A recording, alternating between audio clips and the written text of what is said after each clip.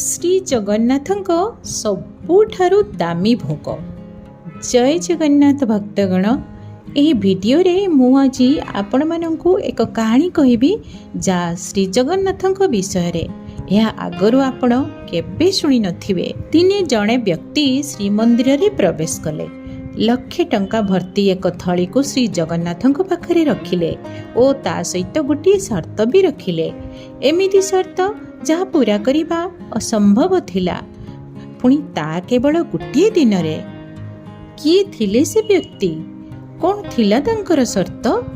ସେଦିନ ବର୍ଷା ଲାଗି ରହିଥିଲା। ଶ୍ରୀମନ୍ଦିରରେ ଭକ୍ତଙ୍କ ଗହଳି କମ୍ ଥିଲା। ପୂଜା ପଣ୍ଡା ଏବେ ବଡ଼ ଠାକୁରଙ୍କୁ ଭୋଗ ଲଗାଇଥିଲେ ଓ ବାକି କିଛି ସେବା କରୁଥିଲେ। ସେହି ସମୟରେ ଜଣେ ଧନୀ ବ୍ୟକ୍ତି ମନ୍ଦିରକୁ ପ୍ରବେଶ କଲେ। ତାଙ୍କର ବସ୍ତ୍ର ପରିଧାନରୁ ସ୍ପଷ୍ଟ ଜଣାପଡ଼ୁଥିଲା ସେ କେତେ ସମୃଦ୍ଧିଶାଳୀ। ସେ ଥିଲେ ହାଇଦ୍ରାବାଦର ଜଗତ ସେଠ। ସେ ଜଗନ୍ନାଥଙ୍କର ପରମ ଭକ୍ତ ଥିଲେ। ତେବେ ତ ସେ ହାଇଦ୍ରାବାଦରୁ ପୁରୀ ଜଗନ୍ନାଥଙ୍କୁ ଦର୍ଶନ କରିବାକୁ ଆସିଥିଲେ। ଯେବେ ସେ ମନ୍ଦିରକୁ ପ୍ରବେଶ କଲେ, ଦେଖିଲେ କି ଜଗନ୍ନାଥଙ୍କୁ ଏବେ ଭୋଗ ଲଗା ହୋଇଛି। ଏହା ଦେଖି ତାଙ୍କ ମନରେ ବିଚାର ଆସିଲା, ଭଗବାନଙ୍କ ଦୟାରୁ ମୋ ପାଖରେ ସବୁ କିଛି। ମୁଁ ଯଦି ଚାହିଁବି ଦାମୀ ଜିନିଷ ଗୋଟିଏ କ୍ଷଣରେ କିଣିପାରିବି। ଏମିତିରେ ଏ ପୂଜାରୀ ଜଗନ୍ନାଥଙ୍କୁ ସାଧାରଣ ଭୋଗ ତ ଲଗାଉଛନ୍ତି, ମୁଁ ମୋ ନାମରେ ସବୁଠାରୁ ଦାମୀ ଓ ସ୍ୱାଦିଷ୍ଟ ଭୋଗ ଲଗାଇବି। ଏହା ବହୁତ ଭଲ ବିଚାର। ସେ ନିଜକୁ ନିଜେ କହିଲେ, ଆରେ ଭାଇ, ସବୁ କିଛି ତ ତାଙ୍କର, ପୁଣି ମୋ ପାଖରେ ଏତେ ଲକ୍ଷ୍ମୀ କି ମୁଁ କିଛି ବି କିଣିପାରିବି। ଏହା ଭାବି ଜଗତ ସେଠ ମନରେ ବହୁତ ଖୁସି ହୋଇଗଲେ। ସମ୍ମୁଖରେ ବସିଥିବା ଶ୍ରୀ ଜଗନ୍ନାଥ ଏସବୁ ଦେଖି ମନ୍ଦ ହସୁଥିଲେ। ଏବେ ତ ମଜା ଦେଖିବାର ଅଛି, ଚାଲନ୍ତୁ ଦେଖିବା କେମିତିକା ମଜା। ଜଗତ ସେଠ ଶ୍ରୀ ଜଗନ୍ନାଥଙ୍କୁ ଭୋଗ ଲଗାଇବାର ବିଚାର ନେଇ ପୂଜାରୀ ସହିତ କଥା ହେଲେ। କହିଲେ, ଦେଖନ୍ତୁ ପୂଜାରୀ, ମୁଁ ବହୁତ ଦୂରରୁ ଆସିଛି। ପ୍ରଭୁ ଜଗନ୍ନାଥଙ୍କ କୃପାରୁ ମୋ ପାଖରେ ଆଜି ଏତେ ଧନ ସମ୍ପତ୍ତି କି ମୁଁ କିଛି ବି କିଣି ନେଇପାରେ। ମୁଁ ମୋ ନାଁରେ ଜଗନ୍ନାଥଙ୍କୁ କିଛି ଭୋଗ ଲଗାଇବାକୁ ଚାହୁଁଛି। ଏହା ଶୁଣି ପୂଜାରୀ ବହୁତ ଖୁସି ହୋଇଗଲା। ଅବଶ୍ୟ ସେଠ, ଭଗବାନ ତ ସମସ୍ତଙ୍କ ମନୋକାମନା ପୂର୍ଣ୍ଣ କରନ୍ତି। ଆପଣଙ୍କ ଭୋଗ ବି ଅବଶ୍ୟ ସ୍ୱୀକାର କରିବେ। କୁହନ୍ତୁ, ଆପଣ କ'ଣ ଭୋଗ ଲଗାଇବାକୁ ଚାହୁଁଛନ୍ତି? ଜଗତ ସେଠ କହିଲେ, ନିଅନ୍ତୁ ଏଇ ଥଳିଟି, ଏଥିରେ 1 ଲକ୍ଷ ଟଙ୍କା ଅଛି। ଏସବୁ ଜଗନ୍ନାଥଙ୍କ ଭୋଗ ପାଇଁ, କିନ୍ତୁ ମୋର ଗୋଟିଏ ସର୍ତ୍ତ ଅଛି। ସର୍ତ୍ତ? କେମିତିକା ସର୍ତ୍ତ? ପୂଜାରୀ ଆଶ୍ଚର୍ଯ୍ୟ ହୋଇ ପଚାରିଲା। ଉତ୍ତରରେ ସେଠ କହିଲେ, ମୋର ଏ ସର୍ତ୍ତ ଅଟେ ଯେ ମୁଁ ଏବେ କିଛି ଦିନ ପୁରୀରେ ରହିବି। ମୁଁ ଚାହୁଁଛି କି ମୁଁ ଦେଉଥିବା ଏହି 1 ଲକ୍ଷ ଟଙ୍କାରେ କେବଳ ଗୋଟେ ଦିନରେ ମୋ ଆଖି ଆଗରେ ଖର୍ଚ୍ଚ ହେବା ଦରକାର, ତାହା କେବଳ ଜଗନ୍ନାଥଙ୍କୁ ଭୋଗ ଲଗାଇବାରେ। ଏହା ଶୁଣି ପୂଜା ପଣ୍ଡାର ହୋସ୍ ଉଡ଼ିଗଲା। ନିଜକୁ ସମ୍ଭାଳି ପଣ୍ଡା ସେଠକୁ କହିଲା, ଦେଖନ୍ତୁ ମହୋଦୟ, ଜଗନ୍ନାଥଙ୍କ ପ୍ରତି ଆପଣଙ୍କ ଭକ୍ତି ଓ ପ୍ରେମକୁ ସମ୍ମାନ କରୁଛି। କେବଳ ଗୋଟିଏ ଦିନରେ ଏତେ ଧନରାଶି କେବଳ ଭୋଗ ପାଇଁ ଖର୍ଚ୍ଚ କରିବା ସମ୍ଭବ ନୁହେଁ। ଆପଣ ଏହି ଧନରାଶି ଏଠାରେ ରଖିଯାଆନ୍ତୁ।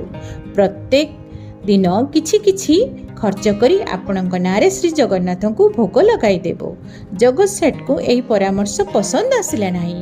ସେ ସଫା ମନା କରିଦେଲେ, ନା ପୂଜାରୀ, ମୋ ଉପସ୍ଥିତିରେ ସାରା ଧନରାଶି ଏକା ସହିତ ଖର୍ଚ୍ଚ ହେବା ଦରକାର। ଜଗନ୍ନାଥଙ୍କ ସବୁ ପଣ୍ଡା ଦ୍ୱନ୍ଦ୍ୱରେ ପଡ଼ିଗଲେ। ଏବେ କ'ଣ କରାଯାଇପାରେ? ଏହା ସେତେବେଳର କଥା, ଯେତେବେଳେ କ୍ଷୀର 4 ପଇସା ଲିଟର ପିଛା ଓ 50 ପଇସା ଘିଅ 1 ଲିଟର ପିଛା ବିକ୍ରି ହେଉଥିଲା। 1 ଲକ୍ଷ ଟଙ୍କାର ଭୋଗ କେମିତି ବନାଯିବ? ଜଗନ୍ନାଥଙ୍କୁ ପ୍ରିୟ ତ ମିଶ୍ରି ଓ ଲହୁଣୀ। ଏତେ ପଇସାକୁ କେବଳ ମିଶ୍ରି ଓ ଲହୁଣୀରେ କେମିତି ଖର୍ଚ୍ଚ କରାଯାଇପାରିବ?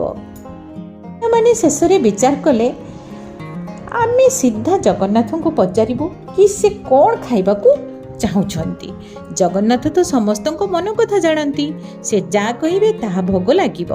ଏସବୁ ଶୁଣି ଜଗତ ସେଠ ବି ଖୁସି ହୋଇଗଲେ। ଭଲ ହେଲା, ଜଗନ୍ନାଥ ନିଜେ କହିବେ, ତାଙ୍କର ପସନ୍ଦ ବାଲା ଭୋଗ ମୁଁ ବନେଇକି ଦେବି। ସେଦିନ ରାତିରେ ମନ୍ଦିରର ମୁଖ୍ୟ ପୂଜା ପଣ୍ଡା ମନ୍ଦିର ଭିତରେ ଶୋଇଲେ। ଜଗନ୍ନାଥ ତାଙ୍କର ସ୍ୱପ୍ନରେ ଆସିଲେ। ତାଙ୍କୁ ପ୍ରଣାମ କରି ପୂଜାରୀ ପଚାରିଲା, ହେ ଦୟାନିଧି, ଆମେ ଏବେ ବିକଟ ପରିସ୍ଥିତିରେ ପଡ଼ିଛୁ। ତୁମେ ତ ଅନ୍ତର୍ଯ୍ୟାମୀ, ତୁମେ କୁହ ପ୍ରଭୁ, ତୁମର କ'ଣ ଇଚ୍ଛା? ସେଠ ଦେଇଥିବା ଧନକୁ କେମିତି ଖର୍ଚ୍ଚ କରାହେବ? उत्तर जगन्नाथ कहले जगत सेठ को कह कि मते गोटे पान अर्पित करू। पंडा को यह शुणी विश्वास है ना, केवल गोटे पान? हे प्रभु, आमको तो लक्षे टंका खर्च करिवार अछि, पानर मूल्य केते बा हेबो? पंडार कथा जगन्नाथ बुझीगले। कहले कि देख, मु प्रत्येक दिन साधारण चून वाला पान ग्रहण करे। जगत सेठ को कह कि सी जो पान अर्पण करिवे सामान्य चून रे नुहे, सेथिरे गजमोती चूर्ण व्यवहार करिवे। जेतेबेले मु एही पान ग्रहण करिनेबी तापरे मु कहिबी मते कोन खुआई पारिबो। बास एति कही प्रभु जगन्नाथ अदृश्य होई गले। आपण जानी आश्चर्य हेबे, गजमोती को दुर्लभ मोती माना जाए। हजार हजार हाथी मध्यरु एक हाथीर मस्तकरु एहा मिले।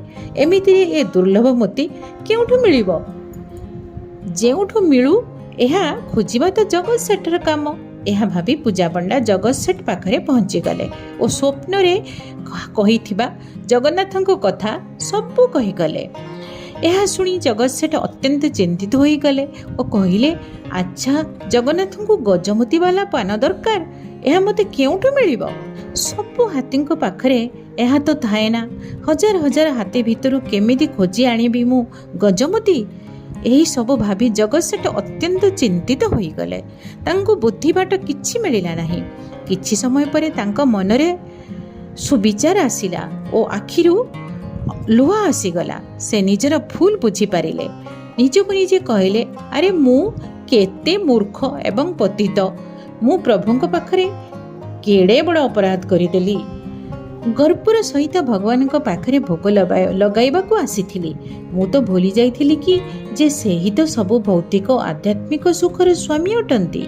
मु बा तांकू कोन अर्पित करि परिबी? मते मो धनर बहुत अहंकार थिला। वास्तव रे मु तो बहुत गरीब। मु प्रभुଙ୍କୁ सामान्य पान गोटे खोई पारलिनी। एही सब भाबी जगत सेठ का आखिरु प्रायश्चितर अश्रुधारा बहिगला। सेही क्षण सेठ निजर राजकीय पोशाक बाहर कले और निजर पगड़ी बाहर करी एक साधारण वस्त्र परिधान कले। सबु अभिमान को त्याग करी गोटे थली रे 1 लाख टंका रखिले और भगवान को रत्न बेदी रे रखिदेले और प्रार्थना करी कहिले, हे प्रभु, मु अत्यंत गर्वर सहित 1 लाख टंकार भोग लगाइबाकू आसीथिली, किंतु मु तो आपण को सामान्य पानटीए भी अर्पण करि पारिली नाही। मते क्षमा करंतु प्रभु, आपण मो अहंकार को चूर चूर करदेले। मते क्षमा कर प्रभु। एमिति विलाप करी जगत सेठ जगन्नाथଙ୍କ पाखरे किछि समय बसी रहिले। आपण जानते कि एथिपई जगन्नाथଙ୍କର एक नाम गर्वगंजन भी अटे, अर्थात प्रभु तांकर भक्तर गर्व को चूर चूर करि दियंती। सी तांकर भक्तर मनरे अभिमान को केमिति रहिबाकू देबे? जेमिति भक्त निजर भगवान को प्रेम करे, भगवान भी निजर भक्तଙ୍କ ठारू दूरेई रही पारंती नहीं। भक्त मनरे अभिमान आसी से भगवानଙ୍କ ठारू दूरेई जाऊ, ता पूर्वरु से अभिमान को भांगी दियंती। जगन्नाथଙ୍କ विषय रे एई कथा आपण आगरु सुनिथिले कि ना सुनि नथिले ना? एमिति मधुर कथार आस्वादन नेबा पई एई चैनल को सब्सक्राइब करि दियंतु। वीडियो को लाइक करी कमेंट रे जय जगन्नाथ लिखि दियंतु। प्लीज शेयर करि दियंतु आपणक प्रिय परिजनक सहित। धन्यवाद। जय जगन्नाथ।